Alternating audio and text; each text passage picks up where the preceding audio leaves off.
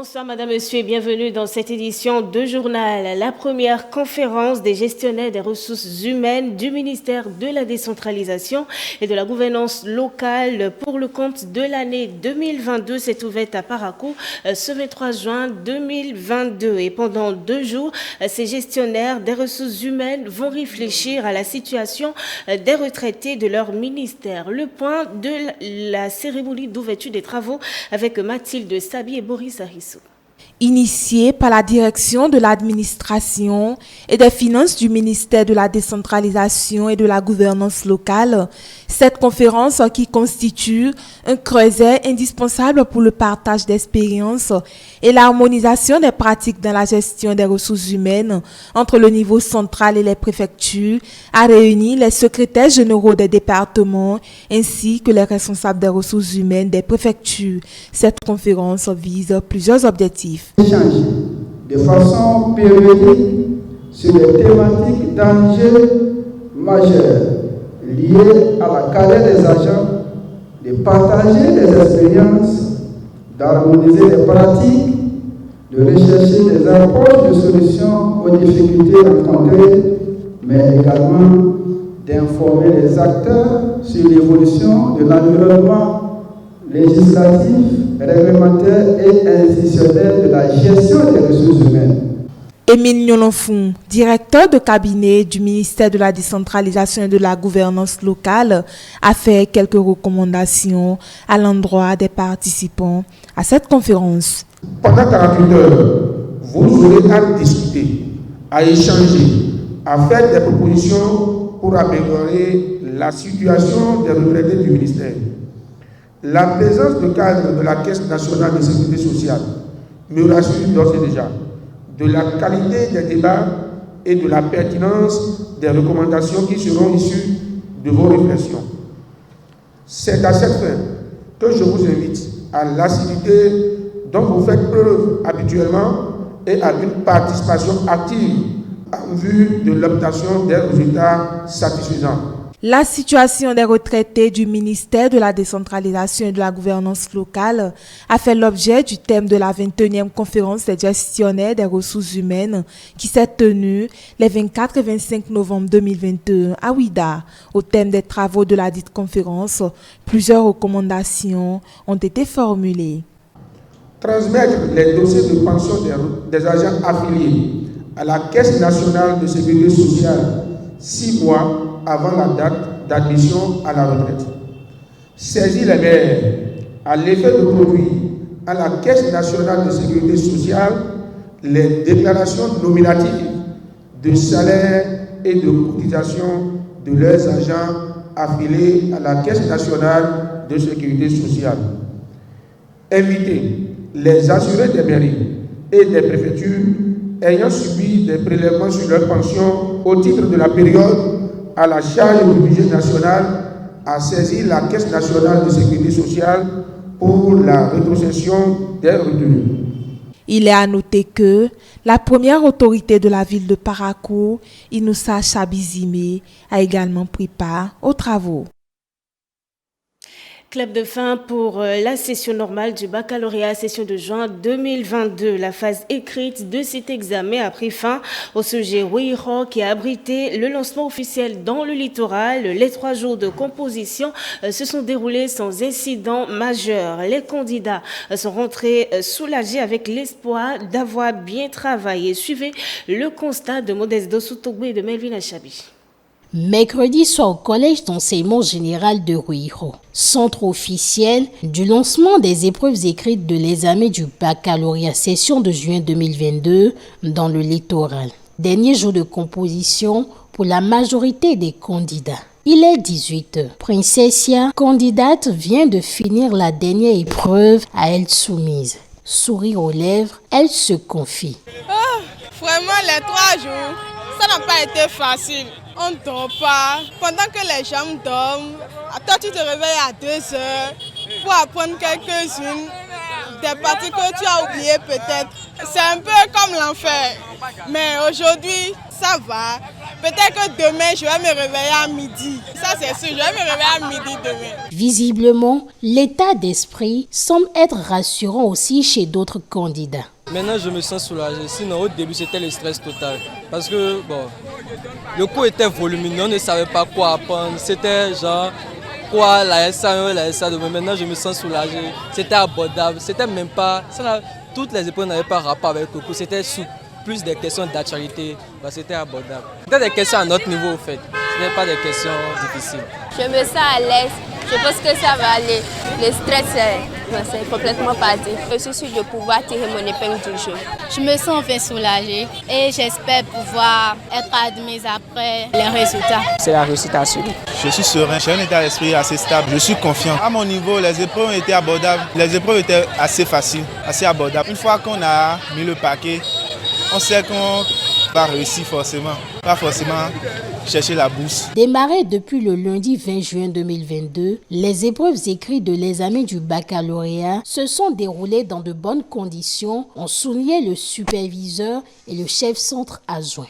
Dans l'ensemble, nous pouvons dire que depuis le lundi, les examens au centre, au CEG Ruiho, se sont déroulés sans anicroche. Nous avons eu une très bonne participation des élèves. Pour la plupart, ils étaient studieux. On sentait que chacun savait la raison pour laquelle il était là. Donc nous avons eu 3 jours de composition. Nous avons décelé 3 cas d'abandon pour cause de maladie. C'est la série B, seule que nous avons ici. Et ils sont au nombre de 904 candidats à être invités. Nous avons eu 7 absents et 3 abandons. L'office du bac est déjà venu chercher les copies et le secrétariat va commencer son travail. Et d'ici une semaine, les corrections vont démarrer. Le baccalauréat 2022 ici au centre Ruiho s'est déroulé sans incident. Les regards sont donc tournés vers la proclamation. Chaque candidat espère tirer son épingle du jeu tout en confiant leur destinée à Dieu. Quand j'ai fini les dernières épreuves, j'ai dit aux camarades, les amis, on se retrouve à l'oral. Alors bonne chance à tout le monde. La création de l'organe national de contrôle et d'éthique dans l'enseignement supérieur est une belle option d'appui à la qualité dans l'enseignement supérieur. C'est ce que pensent nos chroniqueurs de la rubrique Ça se discute de l'émission Le Grand Soir de ce mercredi. Les analyses des débatteurs et celles du consultant politique à suivre dans cet élément que nous propose Aziz Adam Soulé. Au nombre des mesures normatives prises en Conseil des ministres ce mercredi 22 juin 2022, le gouvernement a décidé de la mise en place de l'organe national de contrôle et d'éthique dans l'enseignement supérieur. Rattaché à la présidence de la République, le dit organe a pour mission de faire respecter les normes prescrites en matière d'éducation dans les établissements d'enseignement supérieur, aussi bien publics que privés, puis de garantir le respect de la déontologie et de l'éthique dans l'exercice de la profession d'enseignant du supérieur. Les débatteurs de la rubrique Ça se discute de ce mercredi saluent cette réforme qui, pour eux, va impacter positivement le secteur de l'enseignement supérieur au Bénin. La création donc de cet organe national-là vient à point nommé pour régler le problème de la qualité de l'enseignement dans le supérieur. Parce que pendant longtemps, c'est un milieu qui est resté imperméable à des réformes. C'est un milieu constitué des personnes que j'appelle élites, qui n'acceptent pas forcément être évaluées, qui ne permettent pas qu'on comprenne ce qui se passe dans leur milieu, dans leur secteur. Et donc, cette réforme, et avec la création de l'organe national d'éthique et de contrôle de l'enseignement dans le supérieur, viendra donc pour revoir la manière dont l'enseignement est dispensé dans ce milieu. Ça va forcément bouleverser. Mais il faut comprendre au fait que les réformes initiées par le président Talon à un processus ascendant. On est parti du primaire, du secondaire au secondaire, ensuite au supérieur. Et donc, cela vise forcément à changer un certain nombre de modèles, un certain nombre de paradigmes. Mais il faut dire principalement que cet organe veut aussi faire la promotion en fait, des nouveaux programmes. Si pour les confrères Ghislain Assogba et Innocent Godonou, la décision vient à point nommé, leur vis-à-vis Didier Huenou émet tout de même quelques réserves quant à la mise en œuvre de cet organe. C'est une réforme qui aura du plomb dans l'aile. C'est vrai, on va dire que les enseignants n'auront pas le choix parce que quand tout sera mis au point, l'application ne sera pas facile. Mais qui sont ceux-là qui vont appliquer les tests là? Ce sont les enseignants. Les loups ne se mangent pas entre eux, dit-on. Donc, j'émets quand même un petit point de réserve, histoire quand même de voir cette réforme prendre complètement corps. Sur la chronique politique, le même sujet a été également évoqué. Agapit Napoléon Maforican pense que la création de cette structure répond sans doute à un besoin, mais l'autre défi majeur est de voir les personnes nommées être à la hauteur des attentes. Les problèmes éthiques se posent effectivement dans nos universités, notamment dans nos universités publiques. Et donc, si le gouvernement en est arrivé là, c'est sans doute pour solutionner la question. Le problème de savoir est-ce que les hommes qui sont désignés sont vraiment outillés. Lorsqu'on sait que depuis 6 ans, le gouvernement expérimente beaucoup de mécanismes. Est-ce que les hommes s'approprient ces mécanismes? Est-ce que ces mécanismes sont bien élaborés? Est-ce que les hommes sont vraiment si vertueux, sont suffisamment vertueux pour incarner le changement qu'on attend? Je pense que la création de cette structure répond sans doute à un besoin. Encore faudrait-il que les hommes nommés à la tête puissent être à la hauteur de l'attente de ceux qui les ont nommés. Le ministère des Affaires sociales et de la microfinance outille les agents des centres de promotion sociale et des directions départementales des affaires sociales et de la microfinance sur la gestion des crédits financiers. Un atelier de renforcement de capacité afin qu'ils puissent à leur tour former les clients des structures de microfinance reconnues par l'État. Jeannot d'Opinion, Estelle Vichoedo.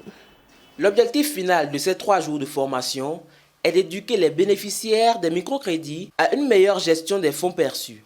En effet, certains clients des structures financières décentralisées passent par les centres de promotion sociale pour se voir octroyer leurs crédits. Il est donc de bon ton de former les agents en poste dans les CPS à une meilleure éducation financière pour qu'à leur tour, ils puissent éduquer les demandeurs de microcrédits, explique le directeur de l'association professionnelle des systèmes financiers décentralisés.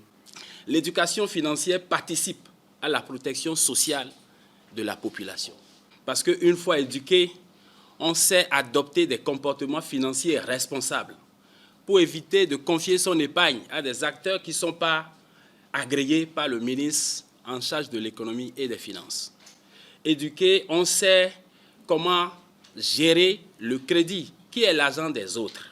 Cette formation va également permettre aux agents des CPS et les directions départementales des affaires sociales et de la microfinance d'avoir le background nécessaire afin d'aider les clients des SFD à améliorer leurs relations avec les structures qui leur octroient des prêts, insiste la conseillère en éducation financière du projet, Adapami. À l'issue de la formation, ils doivent être capables de former suivant la méthodologie du Adapami, avoir une connaissance plus élargie du contenu de notre programme en éducation financière qui s'articule autour de 6 modules. Donc, ils doivent maîtriser ces 6 modules et ils pourront, une fois la formation terminée, commencer déjà par animer des sessions pilotes. Et c'est à l'issue de ces sessions pilotes de formation qu'ils pourront maintenant être certifiés comme animateurs de programmes de formation en éducation financière pour Adapami. Cette initiative est un partenariat entre la Direction générale de la microfinance, la DGM, et le projet d'appui au développement, à la professionnalisation et à l'assainissement de la microfinance, Adapami. La formation donnera aussi les informations nécessaires aux bénéficiaires des prêts afin de mieux les orienter vers les services financiers qui conviennent à leurs besoins.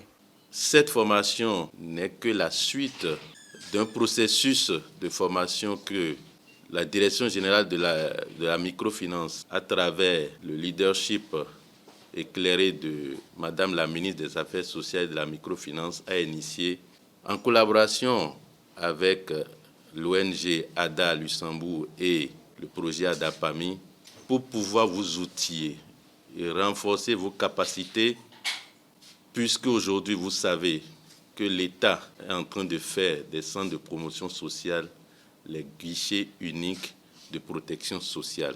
Et qui dit protection sociale dit également protection des clients dans leurs relations d'affaires avec les partenaires qui sont les SFD. Cette formation vous permettra d'avoir les outils nécessaires pour pouvoir conseiller les clients dans vos différents lieux de travail, les aider à régler un tant soit peu les problèmes, les difficultés qu'ils auront avec les SFD. Au vu des nombreux objectifs de ces assises et de la qualité des formateurs, les participants ont été exhortés à être assidus. Ouverture ce mercredi à l'université d'Abomey-Calavi du colloque dédié à l'écrivain et historien burkinabé Joseph Kizerbo. Et durant 2 jours, les enseignants-chercheurs du Bénin, ceux de la sous-région conviés aux échanges, vont entretenir les étudiants sur l'héritage historique légué par ce grand homme de lettres. Le point de la première journée avec Aziz Adam Soulé et Prudence Koussouran. Dans cette salle, des étudiants et enseignants de haut rang pour un colloque en hommage à l'écrivain et historien burkinabé Joseph Kizerbo à l'occasion du 100e anniversaire de l'homme. Grande figure intellectuelle que l'Afrique ait connue, sa contribution à l'histoire africaine est immense et se matérialise en 1972 par la parution de son ouvrage intitulé « Histoire de l'Afrique noire d'hier à demain ».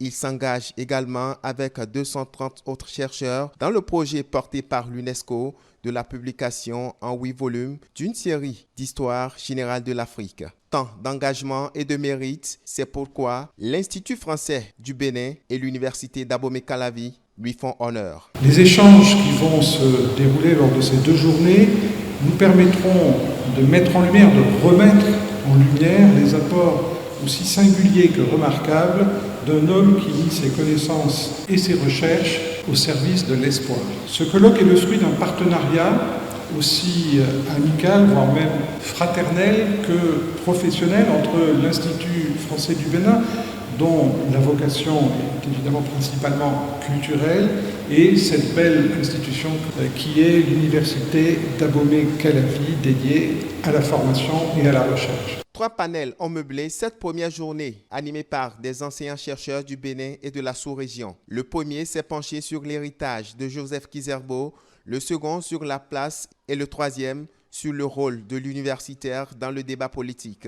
Le professeur Joseph Kizerbo a été une personne pluridimensionnelle. C'est d'abord un intellectuel engagé dans le social avant d'être un homme politique. Mais il faut camper l'héritage de Joseph Kizerbo, particulièrement sur le plan de son combat pour le panafricanisme, puis sa lutte pour l'émergence d'une histoire authentiquement africaine et écrite par les Africains. D'ailleurs, il prône l'intégrité, l'intégralité, mais surtout l'affirmation de l'identité personnelle africaine. Et pour ce faire, s'inscrivant dans la logique des panafricanistes des années 50 et 60, il met l'accent sur l'éducation de l'Africain en s'appuyant sur ses valeurs culturelles. Vous vous êtes rendu compte que les questions ont été plurielles et diverses, justement parce que le message est passé. Au terme des communications, ce sont des étudiants désormais renseignés sur les valeurs incarnées par l'homme qui se sont prononcés. La première table ronde qui est consacrée au thème héritage de Joseph Kizerbo, j'ai retenu sa vision politique qui est surtout tournée vers les dirigeants africains à centrer leur politique sur le développement du continent, sa vision sociale qui prend en compte le côté de l'éducation et selon lui, l'éducation doit être centrée sur l'enseignement de l'histoire des peuples d'Afrique et de la culture. Sur le plan politique, il a lutté pour la reconnaissance de l'Afrique en tant que civilisation. Le second, c'est l'héritage social, où il a dit que l'éducation doit être une éducation basée sur les réalités africaines. Une éducation basée sur les réalités africaines, l'exemplarité de l'œuvre et de l'action de Kizerbo intervient donc à un vaste questionnement sur le rôle et la place de l'histoire et de l'historien dans la société et les processus de développement. Et c'est déjà la fin de ce journal. Merci madame, monsieur de l'avoir suivi. N'oubliez pas, sur nos différentes plateformes digitales, vous pouvez bien continuer à nous suivre. Notre site internet, le www.etélébenin.com, notre page Facebook eTélé en direct, sur Twitter eTélé Live, notre chaîne YouTube avec l'identifiant eTélé Bénin. Suivez-nous également en direct via l'application iOS et Android eTélé Bénin. Tout simplement, bonne suite de programmes sur eTélé.